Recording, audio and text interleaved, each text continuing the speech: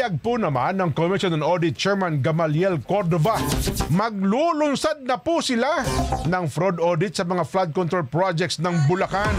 Saklaw po nito mga proyekto ng DPWH sa nasabing probinsya.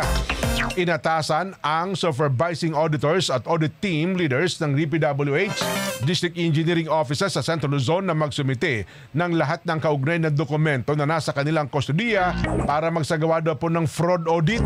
Ito rin ay bilang pagsunod sa direktiba ng Pangulong Bongbong Marcos na papanagutin ang responsable sa mga palpak na flood control projects.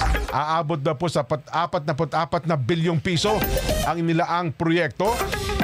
Inilaan ng gobyerno sa mga flood control projects sa Bulacan. Pinakamalaking pondo po yan na ipinagkaloob sa buong Central Luzon. Nasa 45% ng kabuang pondo, Luzon. Mga kababayan. Grabe. Tapos palpak pala. Ay, nako. Pero at least ngayon, kumilos na rin ng COA. Congratulations po. Si kaibigan natin ito si Ginoong Gamaliel Cordova.